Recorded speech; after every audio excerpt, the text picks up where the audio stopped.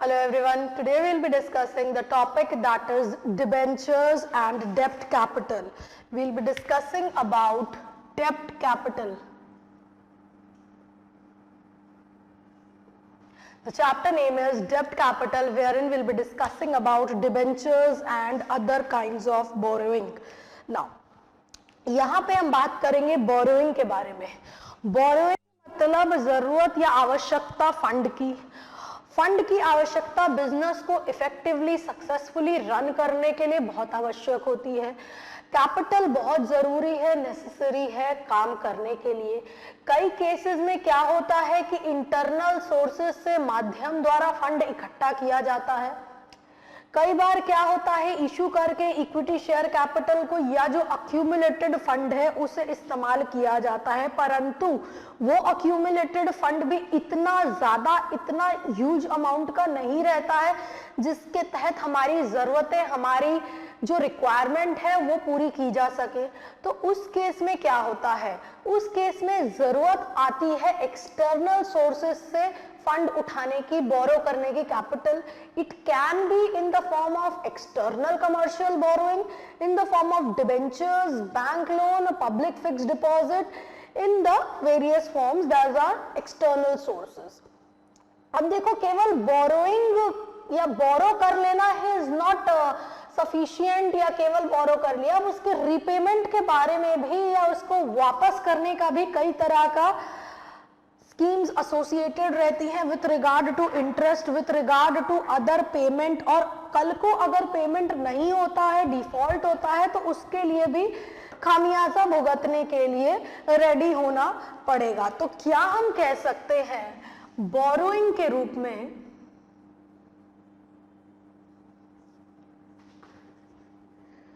Internal borrowing, external borrowing या external sources.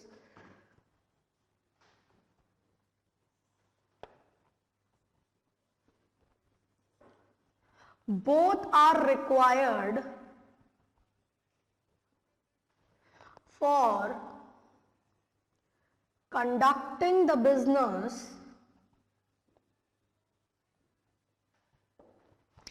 पर फर्क है इंटरनल और एक्सटर्नल में. जैसा कि इंटरनल के साथ ये आपके ऊपर जिम्मेदारी या बर्डन नहीं रहेगा जो कि एक्सटर्नल बोरोइंग के केस में रहेगा, रीपेमेंट के केस में. ठीक है, धीरे धीरे हम बात करेंगे power of company to borrow. Company के पास अधिकार है, पावर बोरो करने का. हमने ऑलरेडी एक टर्म पढ़ा हुआ है अल्ट्रा वायर्स के बारे में. Ultra is beyond, wires is the power. अधिकार और पावर जो कि कंपनी को दिया गया है आर्टिकल द्वारा, अगर कंपनी उस अधिकार और पावर को एक्सीड करके अमाउंट को बोरो करती है, वो अल्ट्रा वायर्स बोरोइंग कहलाती है. कई बार क्या होता है, कंपनी के डायरेक्टर्स को अधिकार और पावर दिया गया है, वो जब अपने अधिकार और पावर से बढ़ करके, एक्सीड करके अमाउंट बोरो करते हैं, वो ultra vires borrowing against company नहीं होती है. However it is intra vires company, ultra vires as against director और द पर्सन. समझ नहीं आया? कंपनी के पास तो अधिकार है, पर डायरेक्टर जिसने वो अमाउंट बोरो किया है ना, उसके पास वो अथॉरिटी या पावर नहीं है कि वो उतने हद तक या उस अमाउंट की बोरोइंग करे. तो उसको हम अल्ट्रा वायर्स बोरोइंग नहीं कहेंगे एज अगेंस्ट कंपनी, क्योंकि कंपनी के पास तो पावर है, परंतु डायरेक्टर ने यहाँ कुछ गलत किया हुआ है, एक्सीड किया है अथॉरिटी और पावर को. इसके बारे में भी धीरे धीरे डिस्कशन करेंगे. पहले डिस्कशन करते हैं अनऑथोराइज्ड या अल्ट्रा वायर्स बोरोइंग के बारे में.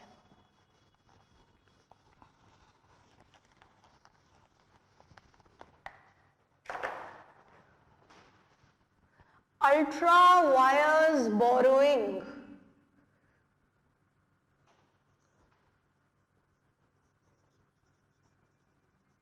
बियॉन्ड द पावर, या कह सकते हो अनऑथोराइज्ड बोरोइंग.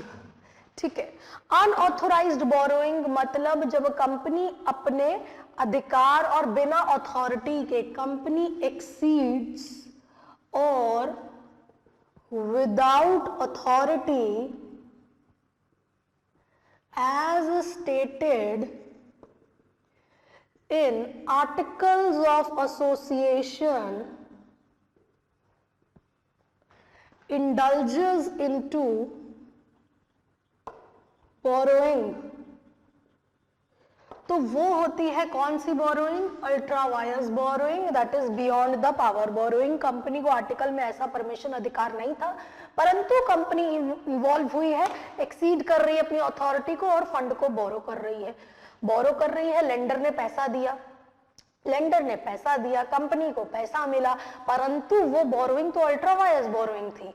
तो क्या उसके तहत उसका लेंडर का कुछ भी भरपाई रिकवरी हो सकता है? Ultra vires borrowing is void, कोई मान्यता नहीं है उसकी, क्योंकि अधिकार से बढ़ के आपने अमाउंट को बोरो किया है। तो क्या जिसने पैसा दिया उसको कुछ भी वापसी नहीं मिलेगी? उसकी नहीं मिलेगी उसकी कुछ भी वापसी उसको, परंतु इसका भी एक्सेप्शन है। एक्सेप्शन मतलब कुछ एक सर्कमस्टेंसेस है जहां पे लेंडर, देनदार ने जब कंपनी को पैसा दिया अल्ट्रा वायर्स बोरोइंग के तहत, जब कंपनी के पास अधिकार या पावर नहीं था बोरो करने का आर्टिकल्स के तहत, परंतु कंपनी बोरो कर रही है लेंडर से, लेंडर के पास अधिकार और पावर है उसकी रिकवरी के लिए कुछ सर्कमस्टेंसेस में। Although such borrowing is void, however, in the following cases, recovery or remedy is available। पहला केस क्या है? Injunction and recovery.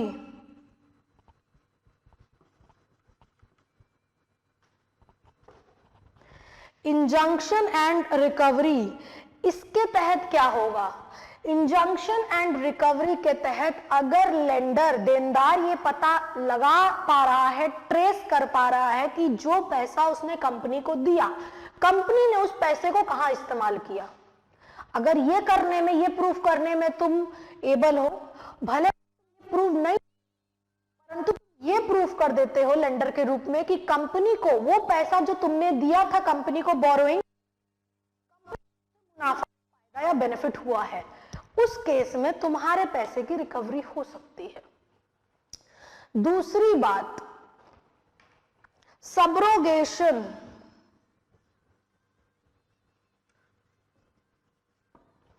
सबरोगेशन का क्या होता है? कंपनी ने पैसा बोरो किया, उस पैसे से कंपनी ने अपना लॉफुल डेप्ट को, जो कर्जा था, लॉफुल कर्जा था, उसको चुकाया। अब कंपनी ने अपना लॉफुल डेप्ट को चुकाया तुमसे पैसा लेकर के, तो माना जाएगा कि तुम्हें एज ए लेंडर के रूप में बोला जाएगा कि creditor has been paid off, तुम्हारे लेंडर की जगह दी जाएगी क्रेडिटर पेड ऑफ की जगह पे, और बाकी की जो अमाउंट है उसकी रिकवरी कर सकते हो तुम कंपनी से।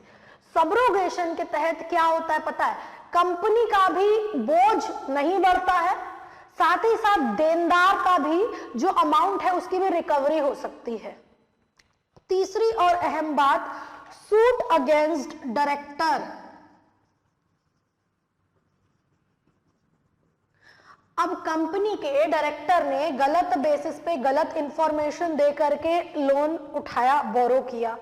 अब लेंडर ने तो पैसा दे दिया, लेंडर सू कर सकता है डायरेक्टर को उस केस में जब डायरेक्टर ने ब्रीच ऑफ अथॉरिटी के तहत अमाउंट को बोरो किया, मतलब अपनी अथॉरिटी ना होने के कारण भी उसने अमाउंट को बोरो किया है एज अ डायरेक्टर के रूप में, और लेंडर डायरेक्टर को उस केस में सू कर सकता है कि जानबूझ के उसने मिसरिप्रेजेंट किया फैक्ट को। तो ये केसेस है जिसके तहत अल्ट्रा वायर्स बोरोइंग जो कि कंपनी की हो रही है, उस केस में लेंडर के पास क्या ऑप्शन या क्या रेमेडी अवेलेबल है। ठीक है,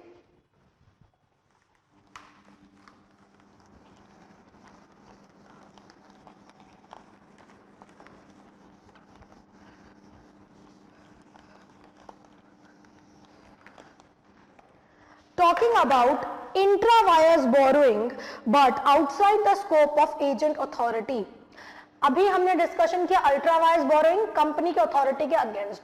अब हम बात कर रहे हैं intra vires borrowing. Intra wires,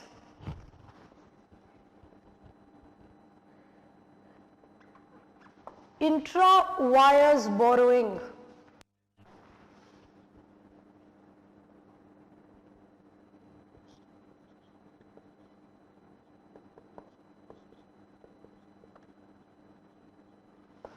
within the powers borrowing. Intra vires borrowing क्या होती है? वो बोरोइंग जो कि डायरेक्टर करता है अपनी अथॉरिटी से हटके, हाउएवर कंपनी के पास अथॉरिटी थी, अधिकार था कि वो बोरो कर सकता है। अथॉरिटी को एक्सीड करके डायरेक्टर बोरोइंग करता है, उस केस में क्या होता है? कंपनी के पास ऑप्शन है, ये एक ऑप्शन है कि कंपनी उस अथॉरिटी को जो कि डायरेक्टर ने एक्सीड किया उसको रेटिफाई कर सके, ठीक कर सके, परमिशन दे सके कि चलो भले डायरेक्टर ने अपनी अथॉरिटी से बढ़ के लोन लिया, हम उसको ठीक कर दे रहे हैं, राजी हो जा रहे हैं उसके पे ऑफ करने के लिए और सारी चीजों को मान जा रहे हैं। दूसरा ऑप्शन कंपनी के पास है कि कंपनी साफ सुथरे शब्दों में मना कर दे कि भाई डायरेक्टर के पास अथॉरिटी नहीं थी, उसने क्यों अपनी अथॉरिटी को एक्सीड करके बोरो किया, वही जिम्मेदार रहेगा, हम एज अ कंपनी जिम्मेदार नहीं रहेंगे। तो ये दो सर्कमस्टांसेस हो सकते हैं in case of intra vires borrowing, where in directors exceed their authority of borrowing, however such borrowing is within company's limit या authority। circumstances क्या हो सकते हैं? company can ratify the same, company can refuse for such ratification। ठीक है, तो ये होता है इंट्रा वायर्स के केस में कि भाई एजेंट के एक्ट को हम अपनी सहमति दे दे रहे हैं, या तो फिर हम साफ सुथरे शब्दों में बोलते हैं कि भाई एजेंट ने अपनी अथॉरिटी एक्सीड की है, वो जिम्मेवार रहेगा, हम क्यों जिम्मेवार रहे हैं उसके लिए। टाइप्स ऑफ बोरोइंग की अब हम बात कर लेते हैं, कितने तरह के, कितने प्रकार की बोरोइंग होती है। पहली बात, long term borrowing. Long term नाम से ही पता चल रहा है, लॉन्ग टर्म बोरोइंग क्या होती है? लंबे समय के लिए, लंबे टाइम पीरियड के लिए वो पैसा जो आप बोरो करते हो वो लॉन्ग टर्म बोरोइंग होती है। कितने समय के लिए होता है? 5 साल या उससे अधिक की बोरोइंग को लॉन्ग टर्म बोरोइंग होती है या कहलाया जाता है। जनरली कंपनी अगर 5 साल या उससे अधिक के लिए अमाउंट बोरो कर रही है तो बेसिकली अपने कुछ एसेट को रख करके उसके ऊपर चार्ज क्रिएट करके फिक्स्ड एसेट के ऊपर अमाउंट को बोरो करती है, क्योंकि देखो समय टाइम पीरियड ज्यादा का है, अब उतने समय के लिए जो भी पैसा देगा वो सिक्योरिटी के रूप में कुछ तो मांगेगा, तो कंपनी अपने फिक्स्ड एसेट को ऊपर चार्ज क्रिएट करके अमाउंट बोरो करती है 5 साल या उससे अधिक के टाइम पीरियड के लिए। Short term borrowing. Short term borrowing क्या होती है? नाम से ही पता चल रहा है, छोटे समय के लिए, कम समय के लिए, टाइम पीरियड के लिए। ये बोरोइंग बेसिकली अप टू साल भर तक रीपे करने वाली बोरोइंग होती है, जो कि होती है शॉर्ट टर्म बोरोइंग। मतलब पैसा बोरो कर रहे हैं, साल भर के लिए कर रहे हैं और साल भर बाद आपको रीपे कर देंगे। किस तरह की रिक्वायरमेंट के लिए होती है? वर्किंग कैपिटल की रिक्वायरमेंट के लिए, मैनेज करने के लिए, डे टू डे अफेयर्स को कंडक्ट करने के लिए पैसे की जरूरत है। साल भर के लिए हम बोरो कर रहे हैं, साल भर के बाद हम इसको रीपे बैक कर देंगे आपको। Medium term borrowing. Medium range borrowing क्या हुई? लॉन्ग टर्म 5 साल से ऊपर, शॉर्ट टर्म साल भर, मीडियम 2 से 5 साल तक की borrowing, that is medium range of borrowing या medium term borrowing. Nextly secured या अनसिक्योर्ड बोरोइंग। सिक्योर्ड बोरोइंग क्या होती है? बेसिकली वो बोरोइंग या वो पैसा जो कि डेब्ट ऑफ ऑब्लिगेशन बोरो कर रहे हैं, जिसके तहत आपने सिक्योरिटी के रूप में या किसी चीज को क्रेडिटर्स के पास एसेट को है सिक्योर किया हुआ है, दैट इज सिक्योर्ड बोरोइंग। कि ठीक है पेमेंट नहीं करेंगे, उसको बेच करके तुम अपनी रिकवरी कर लेना। अनसिक्योर्ड डेब्ट। अनसिक्योर्ड डेब्ट मतलब पैसा तो बोरो किए हैं परंतु उस पैसे के अगेंस्ट में कोई भी एसेट को आपके पास रखे नहीं हुए हैं, सिक्योर नहीं किए हुए हैं। सिंडिकेटेड बोरोइंग या सिंडिकेटेड बोरोइंग का मतलब क्या होता है, इसका एक और नाम दिया गया है सोफिस्टिकेटेड बोरोइंग कह सकते हैं। कई बार क्या होता है, बोरोअर रिक्वायर्स सोफिस्टिकेटेड बोरोइंग, मतलब कई जगह से, कई ग्रुप ऑफ लेंडर से, तो वहां पे वो सिंडिकेटेड बोरोइंग का या उसके रूप में इस्तेमाल कर सकता है बोरोइंग के लिए, फंड के लिए। बाइलैटरल बोरोइंग, किसी पर्टिकुलर बैंक फाइनेंशियल इंस्टीट्यूशन से बोरोइंग हो रही है और केवल सिंगल कॉन्ट्रैक्ट के तहत बोरोइंग हो रही है, कंपनी की और बैंक के बीच में कॉन्ट्रैक्ट या पब्लिक फाइनेंशियल इंस्टीट्यूशन के बीच में कॉन्ट्रैक्ट के तहत बोरोइंग हो रही है। प्राइवेट बोरोइंग, प्राइवेटली अपने टर्म्स पे, अपने बेसिस पे बैंक या फाइनेंशियल इंस्टीट्यूशन से आपने बोरोइंग की है, कोई भी एज सच पब्लिक फीचर वाला इन्वॉल्वमेंट नहीं है वहां पे। Public borrowing, public borrowing basically public से, नॉर्मल जनरल पब्लिक से आपने पैसा लिया हुआ है इन द फॉर्म ऑफ, या कह सकते हो फ्रीली ट्रेडेबल पब्लिक एक्सचेंज, या तो फिर ओवर द काउंटर के रूप में। हाउएवर कई रिस्ट्रिक्शंस इम्पोज किए गए हैं in the case of debenture और बॉन्ड के इशू में, परंतु जनरली पब्लिक बोरोइंग के केस में आप बोरोइंग फंड उठा रहे हो जनरल पब्लिक से, however in the form of those which are covering all the financial instruments. तो यहाँ पे हमने देखा कई प्रकार के, कई तरह के बोरोइंग। पहला लॉन्ग टर्म बोरोइंग 5 साल उससे अधिक, दूसरा short term borrowing up to 1 year, तीसरा मीडियम टर्म बोरोइंग 2 से 5 साल तक का होता है, चौथा सिक्योर्ड बोरोइंग जो कि पर्टिकुलर एसेट के तहत सिक्योर्ड है आपकी borrowing.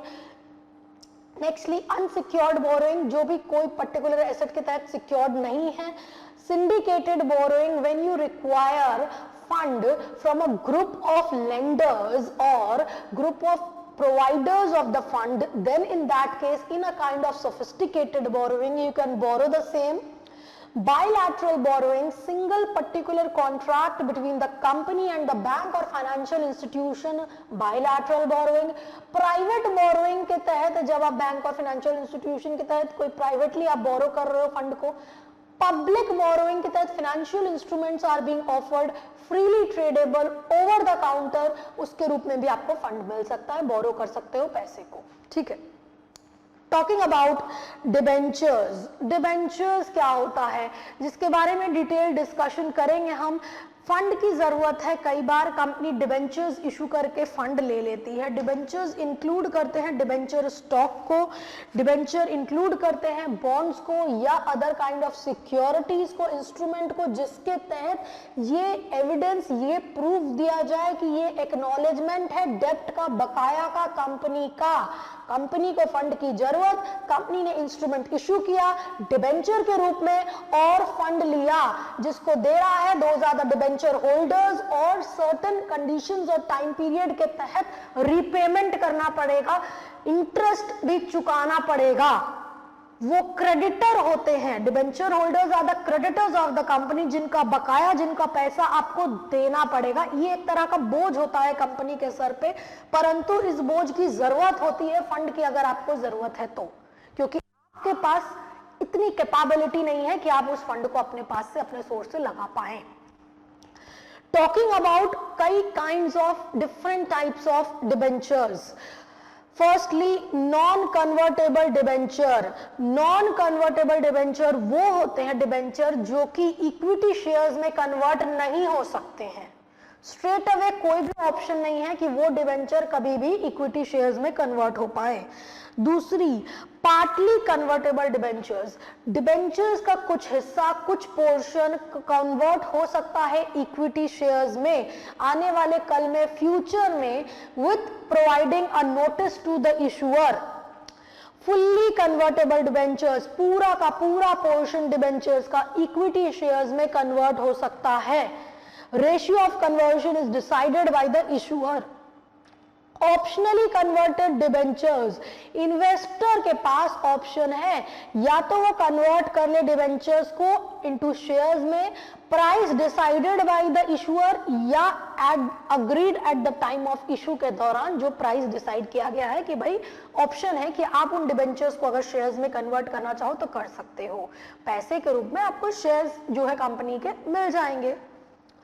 On the basis of security, secured debenture, secured debentures मतलब कंपनी ने डिबेंचर्स इशू किया, उन डिबेंचर्स के तहत सिक्योर किया है कंपनी के एसेट के ऊपर एक चार्ज क्रिएट करके।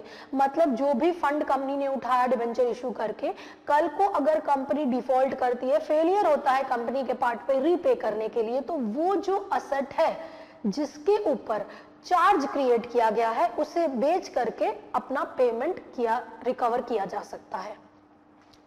अनसिक्योर्ड डिबेंचर, अगर इशूअर डिफॉल्ट करता है इंटरेस्ट या पेमेंट को बकाया करने के लिए, तो it has to be, investor has to be along with unsecured creditor of the company, they are also said as naked debentures, as कोई सिक्योरिटी कंपनी के एसेट के ऊपर नहीं क्रिएट की जाती है। रिडीमेबल डिबेंचर्स, रिडीमेबल डिबेंचर्स मतलब ये डिबेंचर इसी कंडीशन के तहत इशू किए जाते हैं कि ये आने वाले समय में रिडीम हो जाएंगे at a particular fix date या अपॉन डिमांड या as per notice under the system of periodical drawing के तहत। ठीक है। परपेचुअल या इरिडीमेबल डिबेंचर्स, कोई भी टाइम पीरियड फिक्स नहीं है जिसके तहत कंपनी पे बैक करेगी अमाउंट को, that is irredeemable debentures. Debenture holder demand भी नहीं करेगा पेमेंट का, as long as the company is a going concern and does not make a default in making the payment of interest. But all the debentures, चाहे irredeemable हो चाहे redeemable हो, becomes payable as soon as the company goes into liquidation. Registered debentures क्या होते हैं? Registered debentures are made out in the name of a particular person, जिसका नाम appear करेगा डिबेंचर सर्टिफिकेट पे, who is registered in the company as a holder of registered debenture holder, जिसका नाम stated है वही रहेगा रजिस्टर्ड डिबेंचर होल्डर।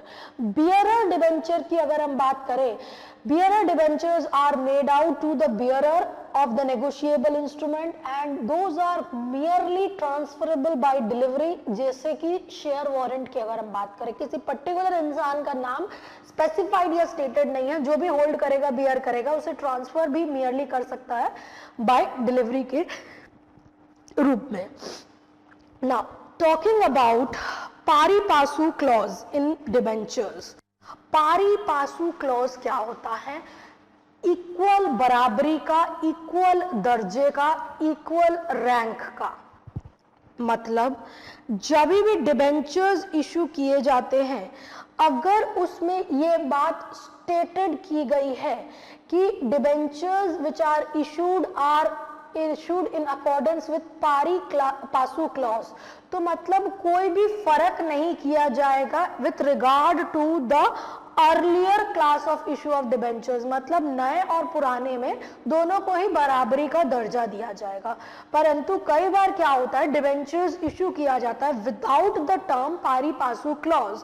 उस केस में डिबेंचर्स को कैसे पेएबल रहेंगे? Debentures are payable as per the date of issue, मतलब जो जिस दिन पे इशू किया गया है, अर्लियर जो इशू किया गया है उसका रीपेमेंट पहले किया जाएगा एंड देन देयर ऑन। कई बार ये भी होता है कि सारे डिबेंचर्स एक ही दिन पे इशू कर दिए गए हैं या date of issue are the same. उस केस में सीरियल ऑर्डर जो कि है वो डिटरमाइन करेगा the basis of the repayment.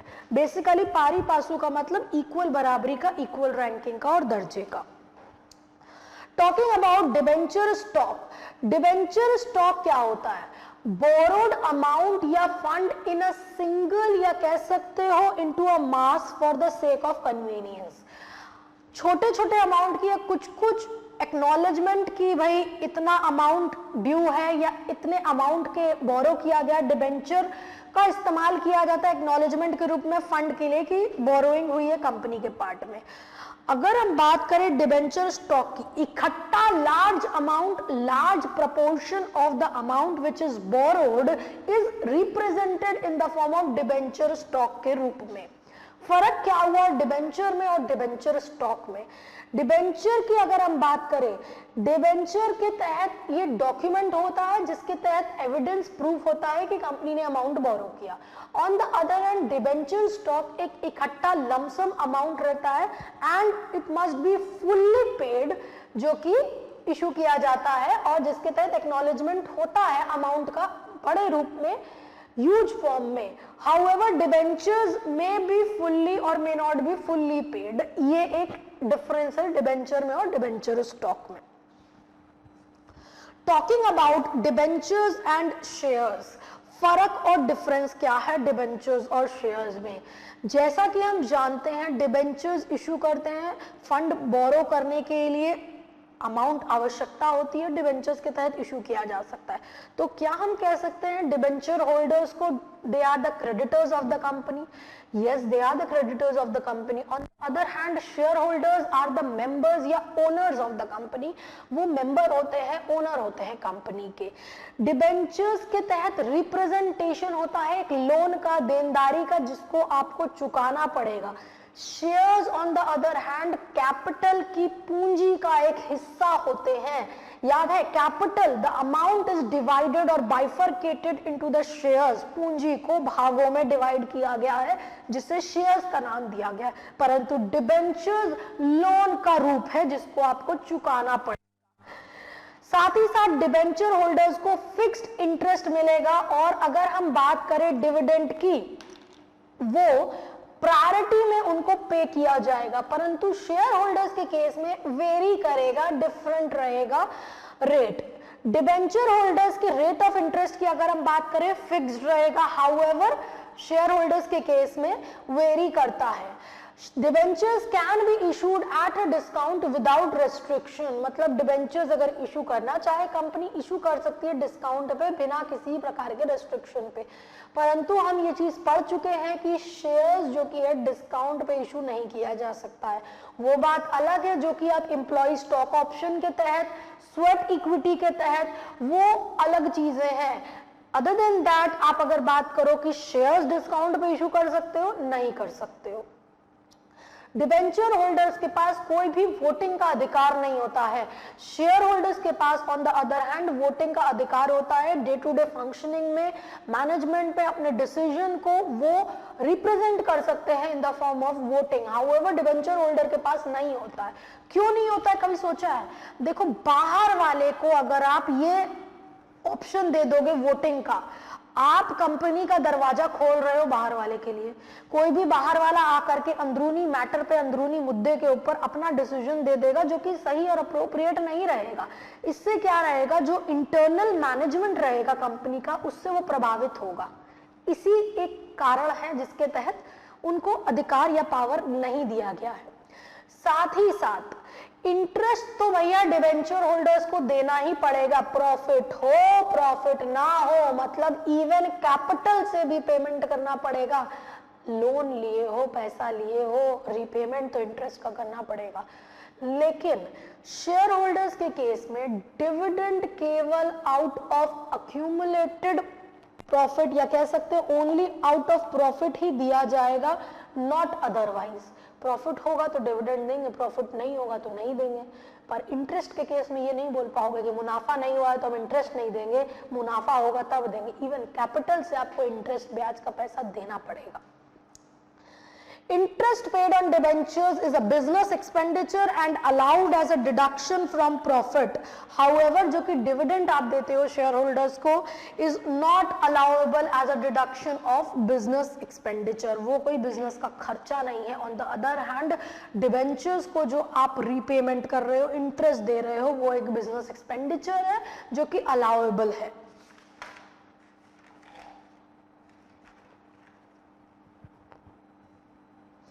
Talking about debenture trustee, debenture trustee या क्रिएशन ऑफ सिक्योरिटी की अगर हम बात करें, means mortgaging the property in favour of debenture trustee for the benefit of debenture holder.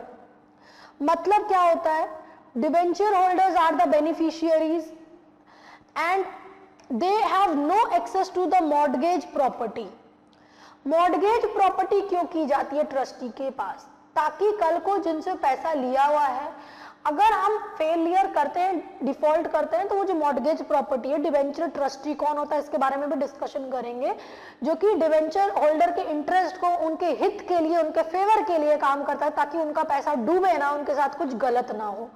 तो जो प्रॉपर्टी मॉर्गेज रखी गई है, हाउएवर डिबेंचर होल्डर के पास ये अधिकार नहीं है कि वो उस प्रॉपर्टी को एक्सेस कर पाए, परंतु कल को अगर डिफॉल्ट या फेलियर होता है तो उससे रिकवरी की जा सकती है. In the event of default by the issuer of security, debenture trustee will have the power and authority to bring the secured property to sale following the procedure in the transfer of property and the proceeds will be applied to redeem debenture. जो कि मैंने बताया कि कल को अगर default होता है उस मॉर्गेज प्रॉपर्टी को सेल करके टर्म्स और कंडीशन के तहत रिडीम किया जा सकता है डिबेंचर्स को. आइए बात कर लेते हैं with regard to issue of debentures के बारे में. क्या क्या कंडीशंस लेट डाउन है, कब कब सिक्योर्ड डिबेंचर्स इशू किया जा सकता है. रूल 18 सबसेक्शन 1 के तहत of company share capital and debentures rule 2014, and issue of secured debentures may be made provided the date of its redemption shall not exceed 10 years from the date of issue. मतलब redemption का time period 10 साल से अधिक का नहीं होगा from the date of issue. परंतु कई सर्कमस्टांसेस है जहां पे डिबेंचर्स को इशू किया जाता है, सिक्योर्ड डिबेंचर्स को, exceeding 10 years but not exceeding 30 years. मतलब जनरली 10 साल से ऊपर इशू नहीं करोगे डिबेंचर को, परंतु कई सर्कमस्टांसेस है जहां 10 साल से ज्यादा 30 साल से कम का इशू हो सकता है. किस केस में? Company engaged in infrastructure project. वो कंपनी जो कि इंफ्रास्ट्रक्चर प्रोजेक्ट में इंगेज्ड है, काम कर रही है, वो इशू कर सकती है 10 से ऊपर 30 से कम साल के लिए. Infrastructure finance companies, infrastructure debt fund, non banking financial company, company permitted by ministry and department of central government या फिर रिजर्व बैंक ऑफ इंडिया या नेशनल हाउसिंग बैंक के तहत. Such an issue of debenture shall be secured by the creation of charge on the property of the assets. The company shall appoint a debenture trustee before the issue of prospectus and letter of offer.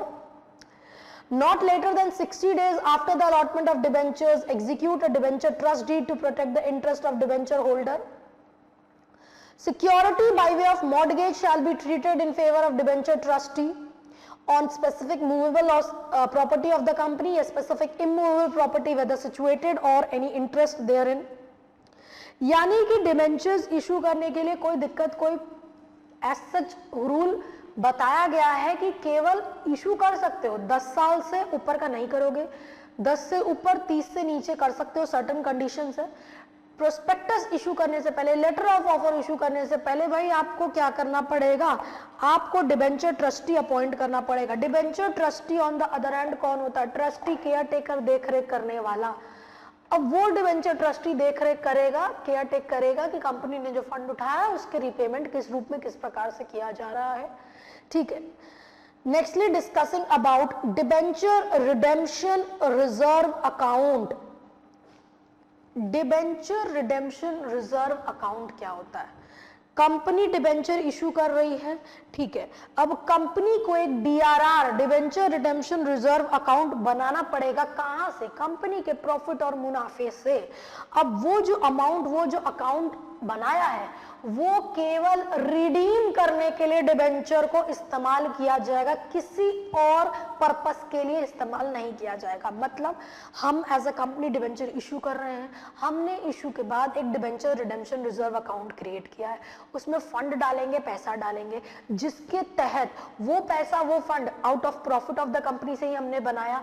अब उस पैसे को किस लिए इस्तेमाल करेंगे? किसी भी लिए, जरूरत के लिए इस्तेमाल कर सकते हैं? नहीं.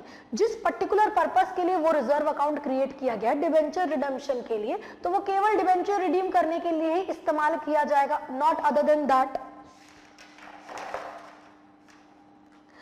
Quantum of debenture redemption reserve की अगर हम बात करें, कितना डिबेंचर रिडेम्पशन रिजर्व बनाना पड़ता है, क्रिएट करना पड़ता है, इसके बारे में भी डिस्कशन कर लेते हैं.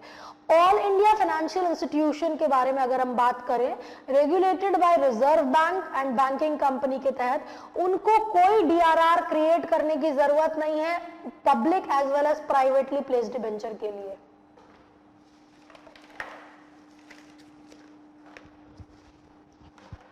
Talking about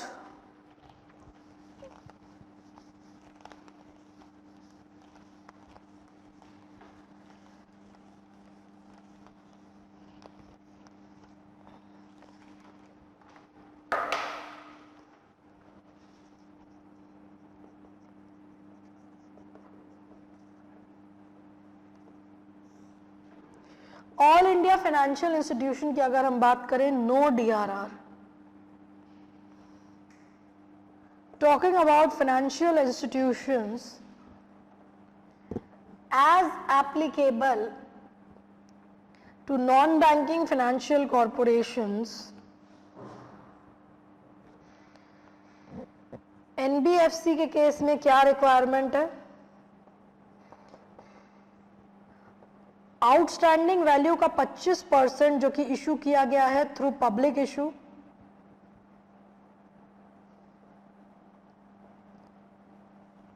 no DRR privately placed के केस में.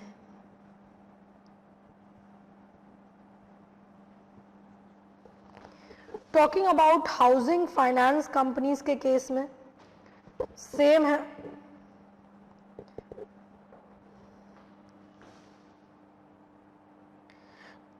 Similarly, including manufacturing and infrastructure companies के केस में, पब्लिक इशू के केस में 25% of outstanding value through public issue. However SEBI के गाइडलाइंस के तहत फॉलो करना पड़ेगा. लिस्टेड कंपनी की अगर हम बात करें, 25% ऑफ DRR या 25% DRR in case of privately placed debenture,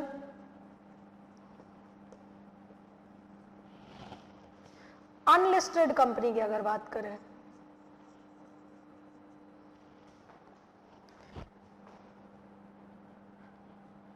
%% of outstanding value of debenture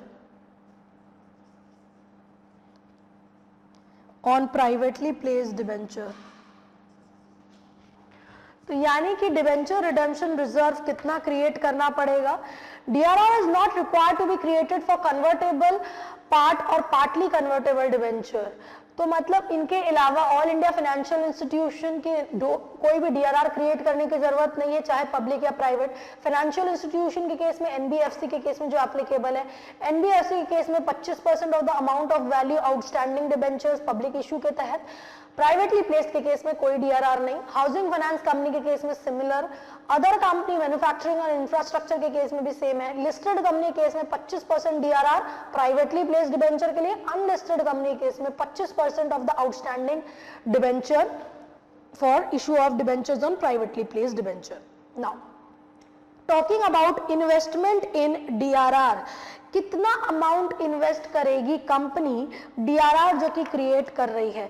कम से कम 15% ऑफ डिबेंचर्स जो कि मेच्योर करेंगे during the current financial year, जो कि 31 मार्च को एंड होगा, उतना इन्वेस्टमेंट तो किया जाएगा ही कंपनी द्वारा. कंपनी ने डिबेंचर रिडेम्पशन रिजर्व क्रिएट कर दिया, अब उसमें कितना फंड कितना डालेगा? कम से कम जो 15% मेच्योर होने वाला है ना डिबेंचर करंट फाइनेंशियल ईयर में, उतना इन्वेस्टमेंट उसको करना पड़ेगा. कहां से, किन सोर्सेज से?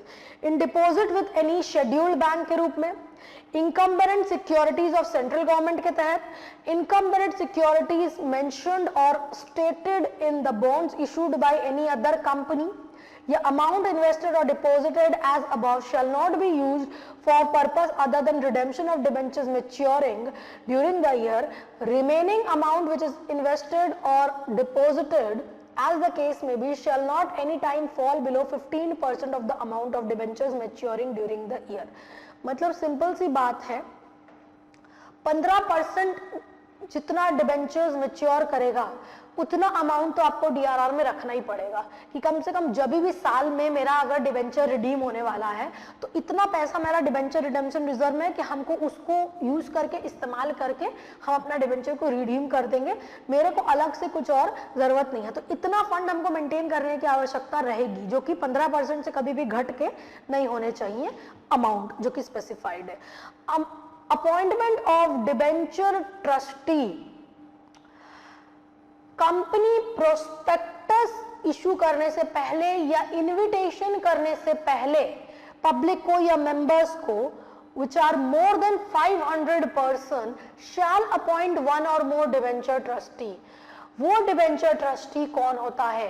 डिबेंचर ट्रस्टी वो होता है जो कि स्पेसिफाई किया जाता है या अपॉइंट किया जाता है डिबेंचर होल्डर के हित के लिए, इंटरेस्ट के लिए। जो भी डिबेंचर ट्रस्टी के रूप में अपॉइंट किया जाएगा लिखित रूप से अपना रिटर्न कंसेंट देगा कि हम सहमत हो रहे हैं, हम राजी हो रहे हैं डिबेंचर ट्रस्टी के रूप में एक्ट करने के लिए, और उसका नाम अपीयर करेगा लेटर ऑफ ऑफर में and other securities for inviting subscription for debentures. कि कंपनी अब जो लेटर ऑफ ऑफर के तहत डिबेंचर्स इशू करेगी उसमें स्टेट किया जाएगा, स्पेसिफाई किया जाएगा कि डिबेंचर ट्रस्टी कौन है।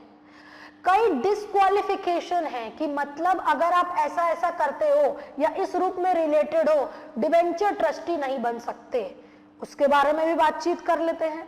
क्या डिस्क्वालिफिकेशन है? बेनिफिशियली अगर शेयर होल्ड कर रहे हैं कंपनी में डिबेंचर ट्रस्टी नहीं बन सकते। क्या रीजन है पता है? डिबेंचर ट्रस्टी एक ऐसा पर्सन, ऐसा इंसान होना चाहिए जो कि कंपनी से किसी भी रूप में उसकी कोई इंटरेस्ट या एसोसिएशन लिंक्ड नहीं है। क्यों? अगर है भी तो क्या दिक्कत है भाई? अगर डिबेंचर ट्रस्टी का खुद ही से कोई इंटरेस्ट जुड़ा हुआ है कंपनी के साथ, क्या वो चाहेगा कंपनी का पैसा किसी और के पास पहले जाए ना कि उसके पास आए? भाई मेरा अगर इंटरेस्ट कंपनी के साथ जुड़ा है, मेरा एसोसिएशन है कंपनी के साथ, हम थोड़ी चाहेंगे कि कंपनी का पैसा पहले लेनदार के पास जाए, हम तो चाहेंगे कि मेरे को पहले बेनिफिट मिले, मेरा फायदा पहले उससे जुड़े। तो ऐसा इंसान डिबेंचर ट्रस्टी के रूप में होना चाहिए जो कि एक न्यूट्रल इंसान हो, डिसीजन ले पाए बाहर वाले डिबेंचर होल्डर के पक्ष में, ना कि कंपनी के पक्ष में। हम ये नहीं कह रहे हैं कि वो कंपनी के साथ कुछ गलत करे, परंतु डिसीजन लेने के समय वो ऐसा इंसान होना चाहिए जो कि जिन्होंने फंड दिया है उनके बारे में सोचे, उनके साथ कुछ गलत ना हो। हम अगर शेयर्स होल्ड कर रहे हैं तो मेरा इंटरेस्ट जुड़ा हुआ है कंपनी के साथ, I would not be a debenture trustee of the company. Similarly promoter, director या की मैनेजरियल पर्सन या एम्प्लॉय कंपनी का या उसकी होल्डिंग का या उसकी सब्सिडियरी का, वो भी डिबेंचर ट्रस्टी नहीं बन सकता है। Beneficially entitled to money paid to the company otherwise than as remuneration to the debenture trustee. मेरे को कंपनी से कुछ पैसा मिलना है तो हम क्या डिबेंचर ट्रस्टी के रूप में बन सकते हैं? नहीं बन सकते हैं। इंडेबिटेड टू द कंपनी, पैसा दिए हुए हैं ऑलरेडी कंपनी को या कंपनी के सब्सिडियरी को या तो फिर कंपनी की एसोसिएट कंपनी को, नहीं हो सकते डिबेंचर ट्रस्टी। गारंटी दिए हुए कंपनी के पक्ष में जो कि डेब्ट या बकाया ड्यू है, या तो फिर मेरा कोई भी पिक्यूनरी रिलेशनशिप है कंपनी का जिसके तहत 2% या more of its gross turnover या टोटल इनकम या 50 लाख या such higher amount as may be prescribed whichever is lower during the 2 preceding financial year. या तो फिर हम प्रमोटर के रिलेशन में आ रहे हैं, डायरेक्टर के रिलेशन में आ रहे हैं, की मैनेजरियल पर्सन के रिलेशन में आ रहे हैं। अगर ये सारी चीजें हैं हम डिबेंचर ट्रस्टी नहीं अपॉइंट किए जाएंगे। These are the disqualifications for debenture trustee. Duty of debenture trustee की अगर हम बातचीत करें, अब ड्यूटी ऑफ डिबेंचर ट्रस्टी, क्या ड्यूटी क्या जिम्मेवारी रहती है? सिंपल सी बात है, satisfy himself that the letter of offer does not contain anything inconsistent। मतलब जो भी लेटर ऑफ ऑफर के तहत प्रस्ताव दिया गया डिबेंचर इशू के लिए कुछ भी गलत, कुछ भी इनकंसिस्टेंट तो नहीं है। Call for periodical status performance report of the company, ensure that the company does not commit any breach, inform the debenture holder about any breach of the terms of issue immediately on being aware, do act which are necessary in the event of security becomes enforceable, call for reports for utilization of funds, take steps for convening meeting। हर वो काम debenture trustee करेगा जिसके तहत interest और फायदा debenture holder का associated जुड़ा हुआ है। हर वो ड्यूटी वो निभाएगा जिसके तहत वो इंश्योर करेगा कुछ भी गलत डिबेंचर होल्डर के साथ ना हो। कंपनी के पार्ट पे कंपनी कुछ धोखाधड़ी करके गलत इंफॉर्मेशन तो नहीं उसको दे रही है। डिबेंचर ट्रस्टी समय दर समय पे जो भी रिपोर्ट, जो भी इंफॉर्मेशन, जो भी फंड की जहां जहां पे यूटिलाइजेशन हो रहा है उसकी जानकारी देगा, साथ ही साथ अदर रिक्वायरमेंट्स को पूरा करेगा। किसके हित में? डिबेंचर होल्डर के हित में। Debenture trust deed. Debenture trust deed is a written instrument conveying the property to a trustee for the purpose of securing a loan or mortgage, जिसके बारे में हम डिस्कस कर चुके हैं. Liability of debenture trustee shall be subject to such exemption as may be agreed upon the majority of debenture holder not less than 3/4 in value of total debentures at a meeting held for the purpose.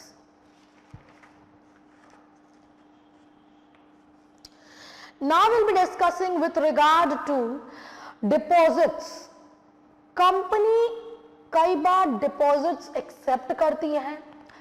अब कई सारी चीजों को deposits का definition में अगर हम बात करें तो उसे नहीं फॉल कराया गया है, मतलब उनको डिपॉजिट नहीं माना गया है. जनरली डिपॉजिट्स तो ले सकती है, परंतु कई सर्कमस्टांसेस है जहां पे ये सारी चीजें इंश्योर की गई हैं कि कौन से डेफिनेशन में फॉल नहीं करेंगे.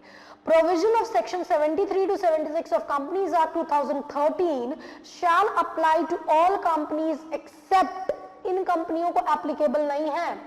Banking company, non banking financial company, housing finance company या कुछ कंपनी जो कि सीजी और एसजी द्वारा स्पेसिफाइड किए गए हैं after consultation with RBI. Deposit का मतलब क्या होता है? डिपॉजिट मतलब पैसा या लोन के रूप में वो अमाउंट जो कि कंपनी द्वारा लिए गए हैं, एक्सेप्ट किए गए हैं, परंतु following would not constitute as deposit. क्या डिपॉजिट नहीं कंसिडर किया जाएगा? वो अमाउंट जो कि सेंट्रल गवर्नमेंट या स्टेट गवर्नमेंट या तो फिर किसी और सोर्स द्वारा दिया गया जिसकी गारंटी सेंट्रल या स्टेट गवर्नमेंट में ली है, उसको डिपॉजिट का नाम नहीं दे सकते. अमाउंट जो कि फॉरेन गवर्नमेंट से लिया है, इंटरनेशनल बैंक से लिया हुआ है, फॉरेन एक्सपोर्ट क्रेडिट एजेंसी से लिया गया है, वो डिपॉजिट नहीं कहलाएगा. अमाउंट जो कि बैंकिंग कंपनी से लिया गया है वो भी नहीं कहलाएगा. Amount received as a loan, financial assistance from public financial institution, amount received against issue of commercial paper, received from any other company, amount received from a person who at the time of receipt was a director of the company or a relative of the director of private company, interest free security deposit from an employee not exceeding his annual salary, non interest bearing amount received or held in trust, amount received by Nidhi company, subscription through chit fund act, amount received under collective investment scheme, amount of 25 lakh rupees or more received by startup company by way of convertible note. Repayment करना है सबका, ये सब deposit के रूप में, और ये सारे अमाउंट जो कि इनसे आप ले रहे हो इसको डिपॉजिट का नाम नहीं दिया जाएगा.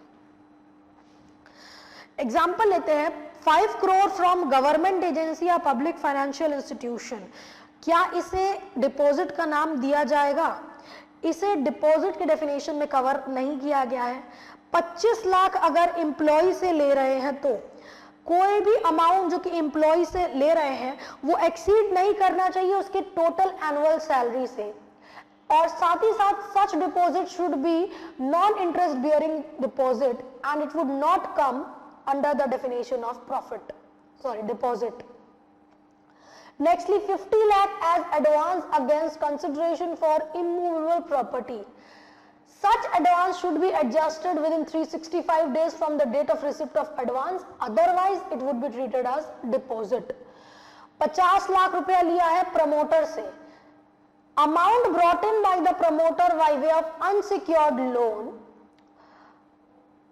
by any lending financial institution या बैंक, वो डिपॉजिट नहीं होगा, provided fulfillment of the following condition. Loan is brought and the conditions have been imposed by lending institution on the promoter. Loan is provided by the promoter themselves या उनके relative द्वारा. This exemption shall be available only till the loans are repaid and not thereafter. Depositor कौन होता है? Depositor कोई भी member हो सकता है कंपनी का, साथ ही साथ he can be any person who has made a deposit with a public company. कहां से एक्सेप्ट कर सकती है कंपनी डिपॉजिट? मेंबर से एक्सेप्ट कर सकती है, प्राइवेट कंपनीज और अदर कंपनीज. पब्लिक से कौन एक्सेप्ट करेगा? वही कंपनी जो कि एलिजिबल कैटेगरी में फॉल करेगी वो पब्लिक से एक्सेप्टेंस करेगी डिपॉजिट को. बात करते हैं कितना अमाउंट डिपॉजिट का एक्सेप्ट कर सकती है मेंबर्स से.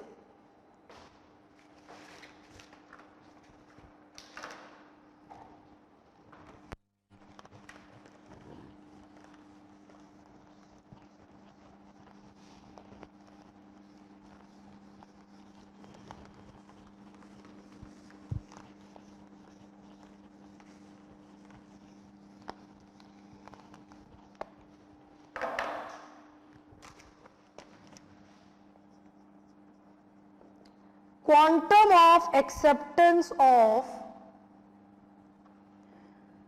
डिपॉजिट एलिजिबल कंपनी या company referred in section 73 subsection 2 और गवर्नमेंट कंपनी।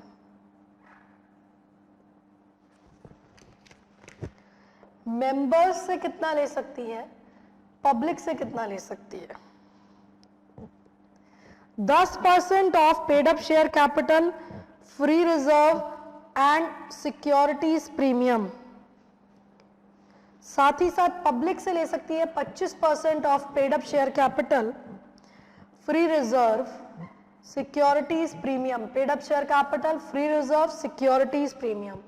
कंपनीज जो कि रेफर्ड है अंडर सेक्शन 73 सबसेक्शन 2 35% ले सकती हैं मेंबर्स से पेड अप शेयर कैपिटल का aggregate, free reserve, securities premium का। इनको पब्लिक से लेना प्रोहिबिट किया गया है, रोका गया है, नहीं ले सकती हैं। गवर्नमेंट कंपनी डिपॉजिट मेंबर्स से नहीं लेगी, पब्लिक से ले सकती है 35% of paid up share capital का एग्रीगेट, फ्री रिजर्व और सिक्योरिटीज प्रीमियम अकाउंट। हाउएवर ये जो मैक्सिमम लिमिट डिपॉजिट की मेंबर्स से एक्सेप्टेंस की है, ये अप्लाई नहीं करेगी कई क्लासेस ऑफ कंपनी को, प्राइवेट कंपनी की, बशर्ते प्राइवेट कंपनी एक स्टार्टअप कंपनी है, 5 साल हुए हैं from the date of incorporation. साथ ही साथ प्राइवेट कंपनी इन कैटेगरी को फुलफिल कर रही है, ना ही एसोसिएट है, ना ही सब्सिडियरी है किसी और कंपनी की। बोरोइंग बैंक या फाइनेंशियल इंस्टीट्यूशन से is less than the twice of the paid up share capital या 50 crores या whichever is less. Such company has not defaulted in the repayment of such borrowing at the time of acceptance of deposit. तब जाके private company पे ये conditions specify जो कि acceptance of deposit वाली है, ये लागू नहीं होंगी। ठीक है, किस रूप में एक्सेप्टेंस किया जा सकता है? कंपनी को एक्सेप्टेंस करने के लिए रेजोल्यूशन पास करना पड़ेगा, साथ ही साथ रूल्स जो कि रिजर्व बैंक ऑफ इंडिया द्वारा स्पेसिफाई किए गए हैं उन कंडीशंस के तहत काम करना पड़ेगा, सर्कुलर देना पड़ेगा मेंबर को, स्टेट करना पड़ेगा रजिस्ट्रार के पास before the date of issue of the circular, deposit करना पड़ेगा हर साल 30 अप्रैल तक every year a sum which shall not be less than 20% of the deposits maturing during the financial year, और रीपेमेंट वगैरह में डिफॉल्ट या इंटरेस्ट में डिफॉल्ट नहीं करना रहेगा, तब जाके एक्सेप्टेंस हो सकता है डिपॉजिट का। डिफरेंस है विथ रिगार्ड टू, अगर हम बात करें पब्लिक कंपनी की, प्राइवेट कंपनी की या तो फिर एलिजिबल कंपनी की डिपॉजिट्स को एक्सेप्टेंस करने के लिए। Source of deposit private company कहां से ले सकता है? डायरेक्टर से लेगा, मेंबर से ले सकता है। पब्लिक कंपनी डायरेक्टर मेंबर से ले सकता है, परंतु कुछ class of eligible company director member के अलावा जनरल पब्लिक से भी पैसा एक्सेप्टेंस कर सकती है डिपॉजिट के रूप में। कंडीशंस अगर हम बात करें या एडवर्टाइजमेंट की बात करें, सर्कुलर की बात करें, ना ही प्राइवेट में ना ही पब्लिक के केस में आवश्यकता है एडवर्टाइजमेंट की, परंतु एलिजिबल कंपनी जो कि एक्सेप्ट कर रही है डिपॉजिट जनरल पब्लिक के लिए, उसको एडवर्टाइज करना पड़ेगा। सर्कुलर की अगर हम बात करें इशू करने की, प्राइवेट कंपनी में, पब्लिक कंपनी में ऑप्शनल है, परंतु एलिजिबल कंपनी के केस में मैंडेटरी है जो कि एक्सेप्ट कर रही है डिपॉजिट जनरल पब्लिक से। साथ ही साथ अगर हम बात करें conditions for deposit to be taken for from director, किस बेसिस पे, किस कंडीशंस पे डिपॉजिट लिया जा सकता है डायरेक्टर से? प्राइवेट कंपनी द्वारा, पब्लिक कंपनी द्वारा और एलिजिबल कंपनी द्वारा लिया जा सकता है डिपॉजिट डायरेक्टर से या रिलेटिव ऑफ द डायरेक्टर से। डिक्लेरेशन दिया जाएगा कि वो अमाउंट जो कि वो डिपॉजिट के रूप में दे रहा है वो किसी से बोरो करके, किसी से कर्जा लेकर के डिपॉजिट नहीं कर रहा है कंपनी के पास में। मतलब ये डिक्लेरेशन उसको देना पड़ेगा कि भाई ऑलरेडी हम जो कंपनी के पास पैसा दे रहे हैं वो हमने कहीं और से उधार लेके नहीं आपके पास जमा कर रहे, मेरा पैसा है खुद का, डायरेक्टर का। Conditions for deposit to be taken from share holder, share holder से अगर हम डिपॉजिट ले रहे हैं तो प्राइवेट कंपनी की अगर हम बात करें लिमिट कितना है? 35% है, जो कि हम देख चुके हैं। पब्लिक कंपनी के केस में भी 35% है aggregate paid up share capital का, फ्री रिजर्व का और सिक्योरिटीज प्रीमियम अकाउंट का। ठीक है, परंतु पब्लिक कंपनी जो कि एलिजिबल है उसके केस में लिमिट कितना है, 10% है। However, any point deposit shall not exceed 25% of the paid up share capital, free reserve and securities premium account. Credit rating भी देखी जाती है। Required to be taken before the submission of circular to the registrar is an essential disclosure in the said circular. Credit rating क्या होता है कि क्या आप उस रिकॉर्ड में है भी कि रीपेमेंट के केस में अगर हम बात करें जो कि ग्रांट की गई है, आपकी क्या क्रेडिबिलिटी है विद रिगार्ड टू रीपेमेंट, तो वो बहुत आवश्यक है जब आप सर्कुलर इशू कर रहे हैं एक्सेप्टेंस करने के लिए। केवल पैसा ले लेना ही जरूरी नहीं है, क्रेडेंशियल्स या क्रेडिबिलिटी भी देखी जाएगी for repayment of the same.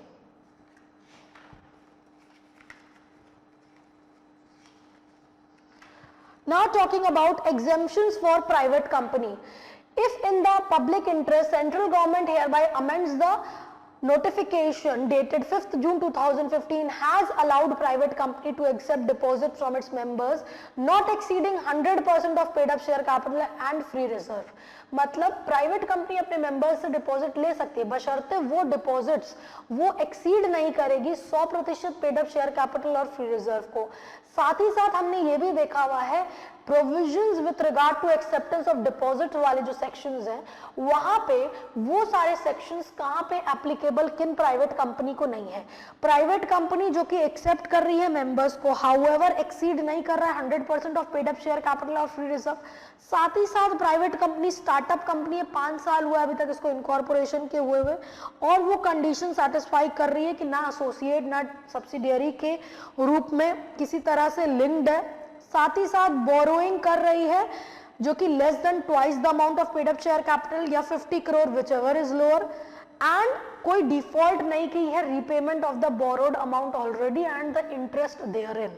ठीक है, तो यहाँ पे हम लोगों ने देखा विथ रिगार्ड टू डेब्ट कैपिटल के केस में बोरोइंग्स के बारे में ultra vires borrowing, intra vires borrowing, conditions and terms for the same.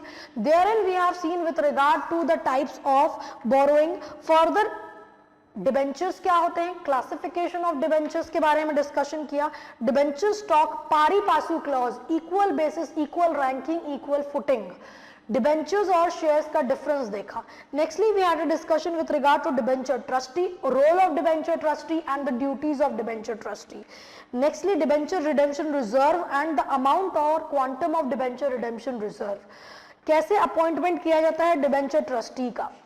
Nextly, we had a discussion with regard to deposits. What would not constitute as deposit, इसके बारे में भी अमाउंट देखा। लिस्ट है जिसके बारे में पढ़ना पड़ेगा और जिसको याद रखने की आवश्यकता है।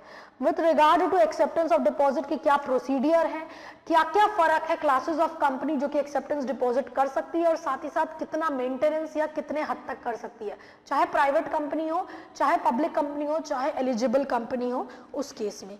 Nextly we had a discussion कि क्या क्या एग्जेम्पशंस दिए गए हैं with regard to private company for acceptance of deposits. That's all for the session. This brings us to the end of this session.